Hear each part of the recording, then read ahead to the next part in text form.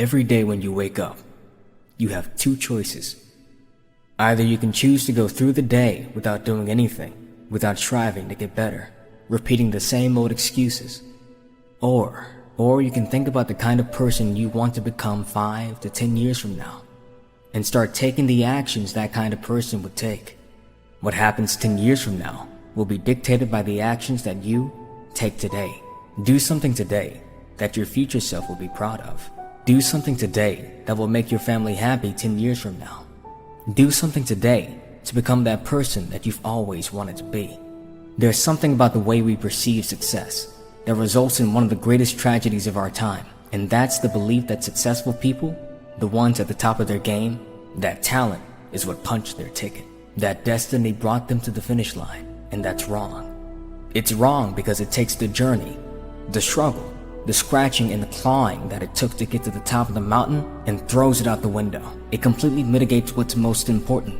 In the real world, the one we're living in, it doesn't matter who you are. You were never entitled to a result. Victory is a product of the fight.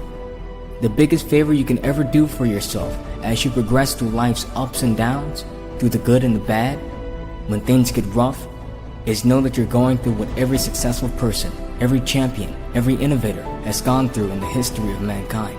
Struggle is beautiful. It's a sign that you're in the midst of what separates great from average.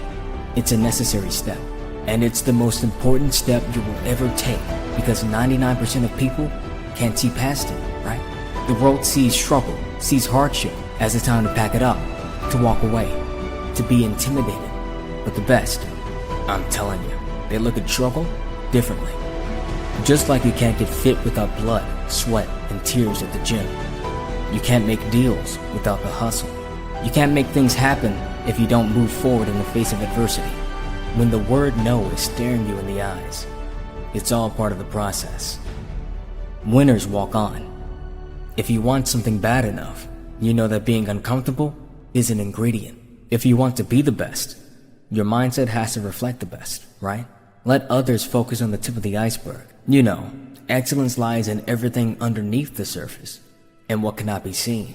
So take mediocrity and make it excellent.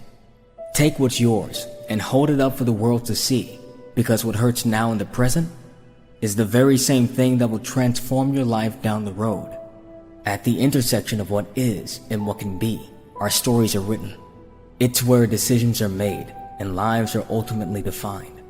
In which way you go when staring at this fork in the road can mean everything. Maybe you go left, take the easy path. Minimal upside, minimal downside, proven and tangible. It gives immediate identity, but also brings with it some degree of regret.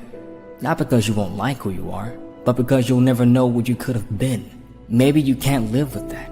Maybe you go right. Let's say you roll the dice. Dream chase your eyes fixated on the horizon, moving toward it soon to realize that the world you live in will bring you to your knees faster than you can blink. That uncertainty hurts. That effort without immediate validation is pain. And that the road less traveled is less traveled because of the difficulty associated with it. And now, you have a very important question to ask yourself. Do you have what it takes? Can you see the big picture when the sky appears to be falling down around you? When all it takes is to backpedal and be comfortable again? To take the other road, to return to what you knew, can you still move forward? It's a funny thing when you're in pain. It becomes very easy to forget why you began. The pragmatic human brain sees discomfort as a problem, and it wants it gone immediately. People don't give up because they're cowards. They don't quit because they don't have what it takes. They give up because they can no longer see the big picture. They forgot why they started. When all you see is directly in front of you, you lose the ability to see your finish line. What are you going to say to yourself when you want to give up? What are you going to think about when you're in pain? Remember why you started when you're in doubt about whether you want to keep going. Imagine how your life is going to be if you didn't attain your dream. When you want to stop becoming better, think about the people who believed in you. Take that first step. Take that second one. Starting is the difficult part. After you've started, you just have to get the momentum going. If you start today, 1 year from now, you don't have to look back and think that you wasted just another year and how much better you could have become in that time. The first step towards getting somewhere is to decide you're not going to stay where you are.